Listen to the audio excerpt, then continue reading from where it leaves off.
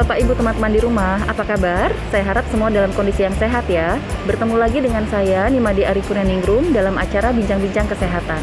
Kadang kalau kita berbicara tentang kesehatan, kita hanya fokus pada kesehatan fisik, kesehatan mental, cara menjaganya, misalnya dengan pola makan yang baik, tidur yang cukup, olahraga yang teratur. Nah, ternyata ada unsur kesehatan lain yang juga perlu mendapatkan perhatian yang akhirnya akan menunjang kesehatan fisik dan mental kita. Apa itu? Yap, kesehatan finansial. Nah, bagaimana sih finansial yang sehat itu dan bagaimana cara kita mencapainya? Itulah yang akan kita perbincangkan hari ini dengan narasumber kita, Dr. Susanti Dewi Atmaja. Dr. Susanti Dewi Atmaja adalah seorang financial educator dan praktisi di bidang keuangan. Kita langsung sambut beliau ya. Halo San, apa kabar? Iya, baik. Bapak Ibu teman-teman di rumah, ini Dr. Susanti Dewi Atmaja. Beliau adalah financial educator dan tidak salah kalau hari ini beliau menjadi narasumber saya. Kita langsung aja ya. Apa kabar Santi? Baik. Baik ya. Aduh, makasih banyak udah mau datang dan Ari tanya-tanyain ya. Oke. Semua sehat, keluarga sehat San? Sehat. Lama soalnya nggak ketemu ya. Aduh, pandemi ini berapa ribu purnama. Oke San, langsung aja ya, karena ya kita tahu banyak sekali juga pertanyaan dari teman-teman di rumah tentang finansial gitu. Kalau kita mungkin karena saya sebagai istilahnya dokter praktek gitu kan, sering kita fokusnya hanya di kesehatan fisik, mental gitu. Tapi ternyata dalam perjalanannya itu kita tahu bahwa kesehatan finansial ini penting sekali untuk menunjang fisik dan mental seseorang gitu San. Nah, yang saya mau tanyakan tuh apa sih sebenarnya arti finansial yang sehat itu dan sebenarnya goalsnya atau tujuannya itu apa? Ya. Sebenarnya kalau arti finansial yang sehat itu sama aja sih ya sama badan kita gitu ya. Seseorang bisa menjaga kesehatannya dengan baik, dia dikatakan sehat kan kalau nggak ada keluhan, nggak ada batuk, nggak ada pilek, nggak ada demam gitu kan, dan nggak ada keluhan-keluhan yang lainnya lah. Nah sama, kalau misalnya finansial sehat itu berarti orangnya bisa menjalankan apa yang dia rencanakan, dia bisa mengalokasikan keuangannya mereka itu sesuai dengan tujuan yang sudah disusun itu, sehingga mereka bisa mencapainya. Jadi tujuannya apa finansial sehat? Tentunya ya tujuannya adalah seseorang dapat mencapai tujuan keuangannya masing-masing, misalnya perencanaan pensiun, pendidikan anak, atau masa depan gitu. Dan juga mereka memiliki daya tahan keuangan yang baik. Sama sih seperti prinsip kita tubuh yang sehat gitu. Oh ya, oke. Sebenarnya analoginya kurang lebih sama dengan tubuh sebenarnya ya. Misalnya kalau di badan kan otak untuk bisa berpikir gitu ya. Tangan bergerak, kaki bergerak, berjalan, terus jantung berdetak. Istilahnya seperti itu ya. Jadi di item-item finansial itu juga sebenarnya ada hal-hal seperti itu yang akhirnya bisa membuat finansial itu akhirnya sehat gitu ya. Oke San. Nah sekarang pertanyaannya, ciri-ciri finansial yang sehat sama nggak sehat tuh kayak apa? Ada gambarannya nggak? Ya.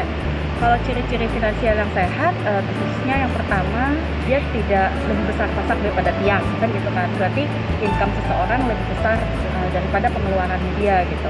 Terus dia juga mampu memenuhi pos-pos kebutuhan keuangan itu. Misalnya ada kebutuhan untuk dia memenuhi kehidupan sehari-hari. Terus ada untuk perencanaan pajak misalnya, terus untuk kebutuhan asuransi, kebutuhan investasi, kebutuhan masa pensiun, kebutuhan pendidikan anak, dan juga termasuk perencanaan waris misalnya, seperti itu.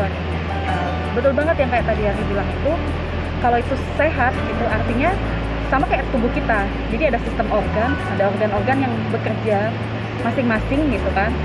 Tapi dia saling berkaitan, saling mendukung, nggak bisa kerja sendiri gitu kan.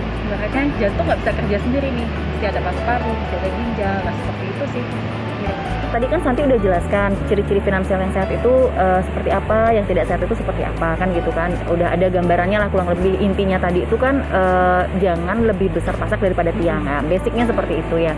Nah, apa langkah-langkah yang bisa kita lakukan untuk mencapai finansial yang sehat itu San? Ya. Langkah-langkahnya sih yang pertama kita tentunya jaga income. Bagaimana supaya income kita terjaga untuk memenuhi kebutuhan-kebutuhan kita kan gitu ya Ria. Terus yang kedua kita kelola pengeluaran. Kelola pengeluaran ini tentunya kan dengan cara budgeting. Nah kayak sekarang ini kan banyak banget ya ada aplikasi yang bisa bantu kita kan, bantu orang untuk mencatat pengeluaran-pengeluaran itu supaya sesuai dengan pos-pos yang mereka inginkan gitu kan. Nah, selain itu juga ada misalnya metode manual catatan sendiri atau Kakeibo, terserah orang kira-kira nyamannya seperti apa gitu kan. Nah, terus yang kedua langkahnya itu tentunya disiplin dan konsisten dalam melakukannya itu. Jadi kita nggak bisa dong dalam bulan ini kita jaga kesehatan, bulan depan enggak, kayak gitu kan. Nah, terus sama juga seperti badan kita perlu diadakan financial check up berkala. Jadi sama kayak kalau kita di medis ada medical check up buat monitoring gitu kan. Nah, di keuangan juga seperti itu. Ada namanya financial check up di mana kita bisa ngecek sudah benar nggak nih pos keuangan kita, apakah dana liquid kita sudah cukup gitu kan, proporsi hutang kita terhadap income kita seperti apa. Nah, seperti itu. Nah, terus juga perlu, kalau kita di medis kan kita ada vaksin, kita 2 tahun ini aja ada 4 kali vaksin gitu ya. Nah, kalau vaksin itu kan tujuannya untuk mencegah orang kena penyakit, atau kalaupun kena gitu kan itu nggak terlalu berat gitu. Nah, sama dari financial check up itu kita juga ada yang namanya manajemen resiko. Manajemen resiko untuk apa?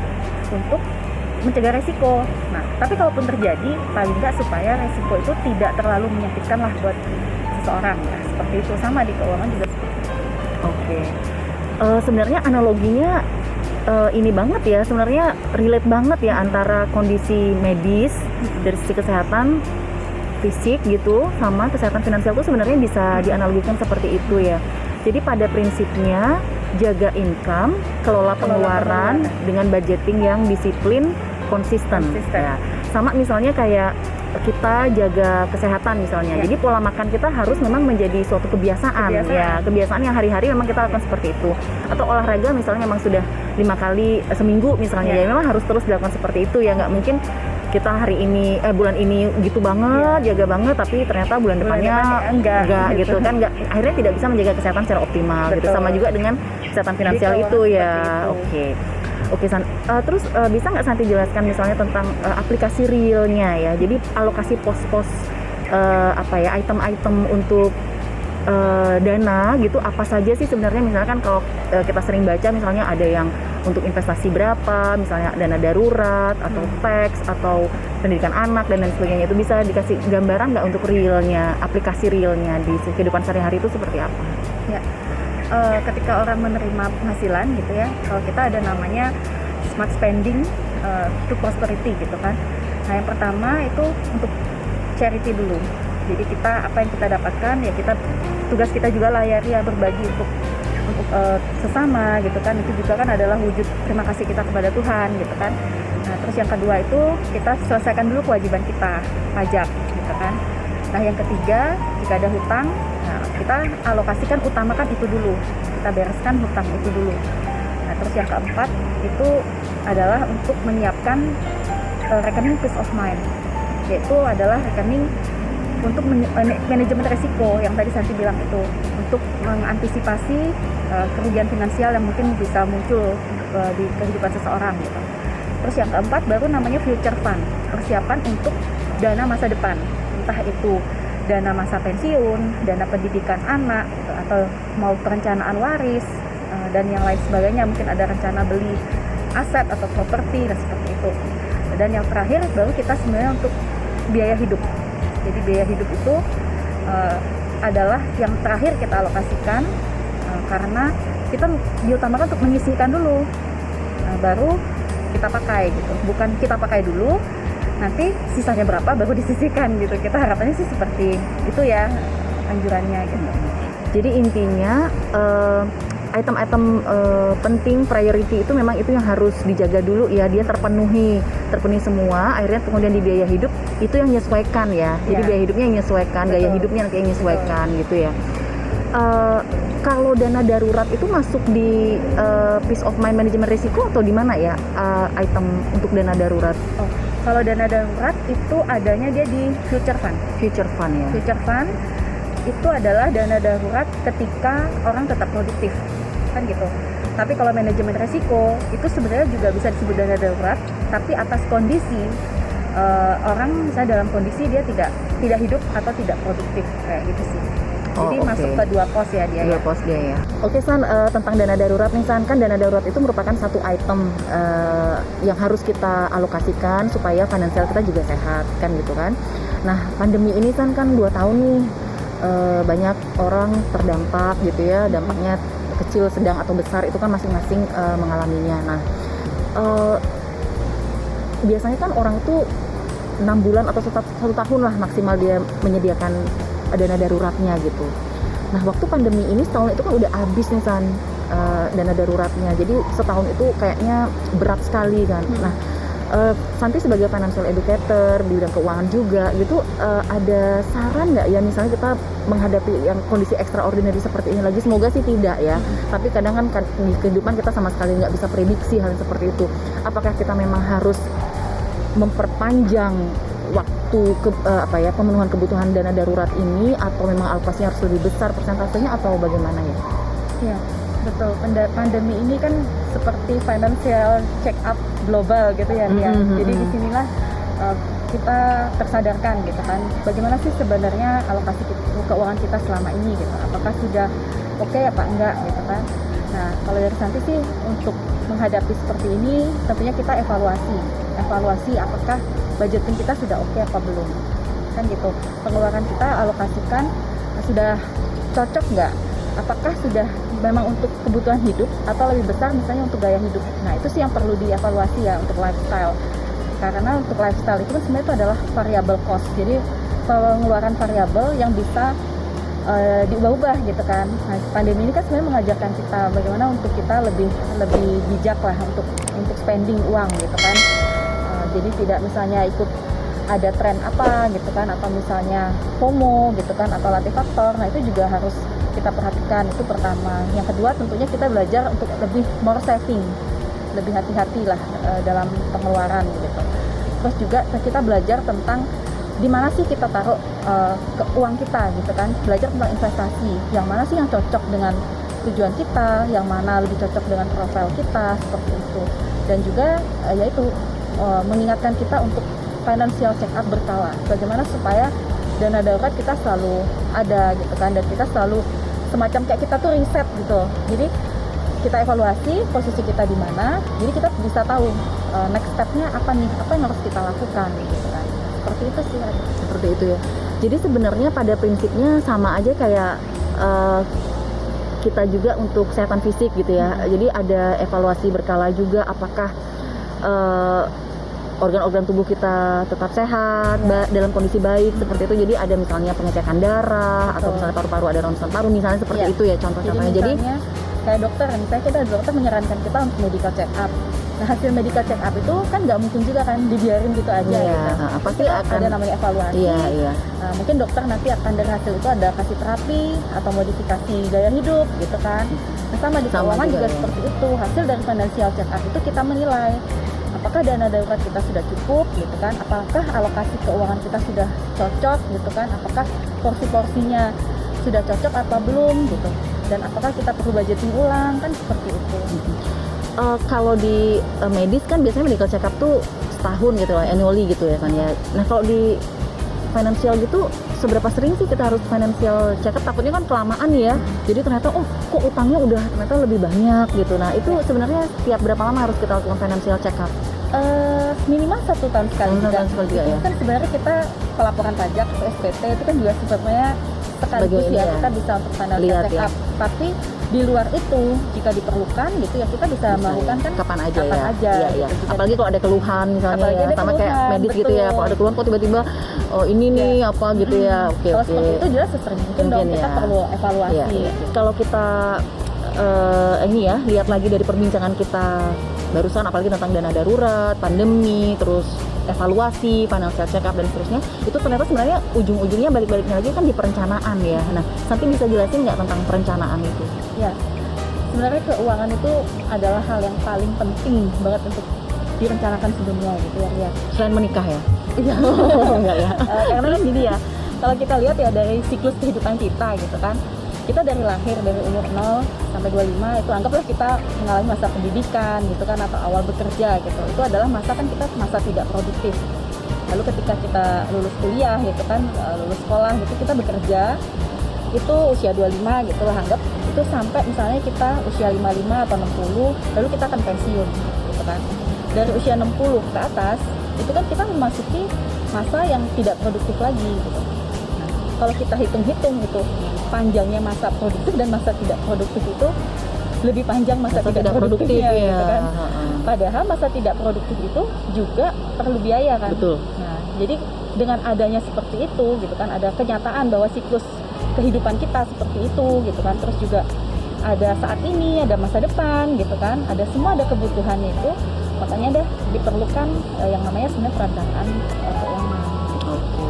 Kalau kita nggak bisa merencanakan sendiri, berarti kita harus mencari ahlinya gitu ya, Betul, istilahnya gitu betul. ya. Sama juga di medis gitu ya. Zaman Jangan kayak sekarang, mendiagnosa diri sendiri juga gitu kan. Mungkin dari Iya. nanti juga jangan, kalau nggak bisa memang perlu bantuan, iya. perlu mencari ahlinya gitu ya, Betul. istilahnya seperti Zaman itu ya. sekarang kan kita di media sosial itu banyak banget ya, ada informasi-informasi tentang Ya. keuangan gitu kan. Banyak Kita banget. bisa belajar juga dari Di situ, situ. Yang penting ya. kita lihat sumbernya gitu Iya, kan. iya. Sumbernya, kalau sumbernya akurat, kita bisa Bisa. ikuti itu, atau kalau nggak ya itu kita bisa konsultasikan sama orang yang lebih berpengalaman atau yang sudah biasa lah di bidangnya Iya, gitu itu kan. ya. Sehingga target-target tujuan masing-masing Iya. bisa tercapai gitu ya, Betul. kan target itu yang utama itu ya.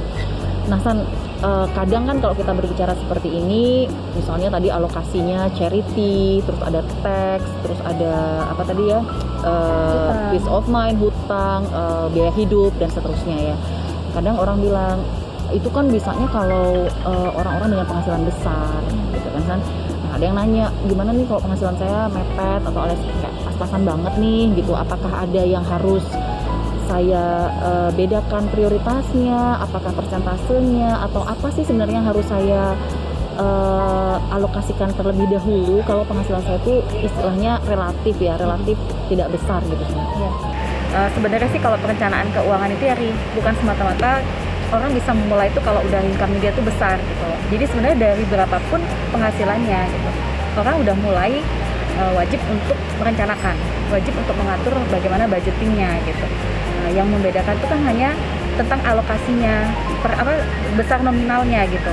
Jadi yang paling penting dari perencanaan itu kan kita terutama yang biaya-biaya variabel, biaya yang bisa diubah-ubah itu kan, seperti misalnya biaya konsumsi gitu kan, biaya liburan, nah seperti itu, transportasi yang begitu, tinggal itu yang misalnya disesuaikan dengan masing-masing gitu. Jadi sebenarnya untuk pengaturan keuangan atau bagaimana menjadi sejahtera itu nggak semata-mata dari income yang besar gitu. Terus kalau misalnya penghasilan pas-pasan gitu, nah inilah tugasnya yang kita untuk financial check up, untuk kita budgeting ulang dan kita mencari solusi kan gitu. Apakah kita cukup dengan budgeting ulang atau misalnya kita perlu untuk mencari sumber income lain, seperti itu sih. Oke. Ya, pada prinsipnya mungkin sebenarnya selalu ada solusi terhadap sebenarnya apa yang kita punya gitu ya San ya. Misalnya punyanya sekian, ya sebenarnya tujuan tetap bisa dicapai kalau ada beberapa variabel yang kita sesuaikan. Betul. Gitu ya pada prinsipnya. Tadi Santi bilang lebih kepada di variabel misalnya konsumtif ya, kayak liburan atau mungkin Biaya makan seperti yang lebih itu ke ya. gaya hidup, lebih ke gaya gitu ya. hidup ya. Jadi tidak mengikuti apa-apa yang lagi viral gitu, nggak harus selalu seperti itu ya. Walaupun mungkin sebenarnya untuk kesehatan mental juga kadang kan kita perlu hal-hal kayak refreshing gitu, tapi mungkin itu memang disesuaikan ya, sejauh mana yang kita bisa capai gitu ya. Maksudnya kita bisanya seberapa gitu ya San ya. Berarti sebenarnya lebih ke di situnya sebenarnya poin untuk di mana saat penghasilan kita tidak atau orang bilang relatif pas-pasan. Lebih ke evaluasi gitu. Apakah ketika kita spend money gitu ya, itu lebih ke kebutuhan hidup atau gaya hidup. Nah, mungkin seperti itulah ya singkatnya ya. Iya sih, sebenarnya banyak sering kita lihat di media sosial juga ya. Sebelum kita mau beli itu misalnya atau sebelum kita ke situ gitu, tanya dulu deh gitu ya. Ini perlu, butuh atau ingin atau mau ya. Mungkin di situ juga poinnya ya. Oke. Nah San, kalau kita lihat lagi nih ya San ya, generasi kita nih, kita mau sebut usia apa enggak ya, rata-rata lah usia kita sekian, itu kan kita disebut generasi sandwich, dimana kita ada pengeluaran untuk diri kita, ada pengeluaran untuk generasi di atas kita maupun anak-anak kita, misalnya seperti itu. Nah sekarang nih yang untuk kelahiran 95 sampai 2000-an itu kan disebut generasi Z atau generasi strawberry. Nah dari Santi sebagai financial educator yang bergerak juga di bidang keuangan, kan tahu nih bakal mungkin sebenarnya untuk kita, mungkin kita harusnya mulai misalnya dari 10 tahun lalu misalnya seperti itu. Nah, untuk generasi Z atau strawberry ini bagaimana sebenarnya hal-hal yang harus dilakukan supaya mungkin aja dalam 10 tahun mereka bisa financial freedom misalnya seperti itu ya. Jadi hal apa sih yang sebenarnya harus dilakukan, San? Ya, mungkin yang bisa dilakukan tuh ya adalah pertama jaga income, mungkin gitu ya. Yang kedua kelola pengeluaran, jadi budgeting yang baik, budgeting yang benar gitu kan. Terus menetapkan tujuan keuangannya apa gitu kan. Tujuan mereka bekerja tuh untuk apa aja gitu. Itu mesti dicatat gitulah ya dan dipantau gitu kan. Nah, terus juga perlu untuk generasi setelahnya kita nih gitu kan, kayak tadi Ari bilang harusnya kita mungkin memulai 20 tahun 20 tahun 20 tahun lagi ya. 20 tahun yang lalu gitu kan. Tapi ya untuk generasi yang sekarang ini mereka apa yang bisa dilakukan ya, mungkin mereka meningkatkan pengetahuan mereka gitu kan tentang keuangan. Jadi meningkatkan literasi keuangan gitu kan, terus juga menyiapkan kemandirian finansial, bagaimana untuk kita bisa menjadi generasi sandwich yang terakhir gitu kan, untuk next misalnya untuk keturunan kita tidak lagi terulang gitu kan. Dan yang paling terutama ya kembali lagi dari pelaksanaan dari apa yang kita budgetkan itu kan adalah tadi kebutuhan hidup dan gaya hidup itu ya. Jadi waspada dengan lifestyle. Nah, zaman sekarang kan banyak sekali godaan-godaan. Nah mungkin itulah ya yang perlu diperhatikan. Karena sering nih generasi misalnya usia 20-an atau 25 itu kan baru mulai kerja misalnya. Terus dapat gaji pertama tuh kan rasanya tuh kayaknya oke, mau beli ini yang kemungkinan itu lebih ke konsumtif atau gaya hidupnya gitu ya. Nah, mungkin di situ ya memang harus mulai belajar literasi keuangan seperti yang Santi bilang tadi ya. Terus memang menetapkan tujuannya apa dari sejak usia muda banget tuh harus sudah tahu ya tujuannya apa, sehingga kita bisa sesuai nih hari-hari kita tuh memang tujuan saya itu, jadi kita nggak melenceng-melenceng, nggak parah-parah banget gitu ya. Kita punya petanya kan, kalau kita punya tujuan, kita ada budgeting, kita punya petanya, tinggal ya itu kita sesekali dicek sudah bener nggak nih, kita sudah sampai mana gitu kan, posisi kita di mana, udah sesuai nggak sama tracknya gitu kan dengan perjalanan yang ingin kita capai. Itu sih. Berarti kalau kita lihat lagi dari perbincangan kita dari awal sampai akhir ini, sebenarnya pada prinsipnya itu kita di perencanaan jaga income, kelola pengeluaran gitu ya. Nah, di pengeluaran ini kita harus membedakan yang mana kebutuhan hidup, yang mana gaya hidup gitu, yang mana perlu butuh atau yang mana pengen mau gitu ya. Kemudian di manajemen risiko atau kelola risiko gitu ya San ya. Dan kemudian melakukan review berkala, termasuk financial check up berkala, sehingga kita tahu apakah kondisi keuangan kita tuh dalam kondisi yang sehat atau tidak, on track atau tidak gitu ya. Sehingga kalau saat financial check up itu ditemukan sesuatu, sama seperti medical check up ya, sehingga bisa diintervensi saat itu juga gitu ya, enggak kelamaan untuk menunggu gitu ya. Dan pada akhirnya tujuan yang ingin dicapai adalah tujuan keuangan masing-masing dari kita itu akhirnya bisa tercapai gitu ya. Oke San, makasih banyak loh atas informasinya. Sama-sama, mungkin sebenarnya masih banyak sekali ada pertanyaan, mungkin bisa dilanjutkan di lain waktu. Kita lanjutin 2 hari ya. Oke, makasih banyak ya, lain kali kita bisa ketemu lagi. Bapak Ibu teman-teman di rumah, dari perbincangan tadi kita telah banyak mendapatkan informasi tentang kesehatan finansial. Ternyata kesehatan finansial itu sangat penting, sama pentingnya dengan kesehatan fisik. Dengan kesehatan fisik yang baik, kita bisa bekerja dengan baik dan menciptakan kondisi keuangan yang sehat. Kondisi keuangan yang sehat juga akan banyak memberikan kebaikan bagi diri kita dan juga keluarga kita. Terima kasih untuk perhatiannya, sampai jumpa di acara bincang-bincang kesehatan lainnya. Salam sehat.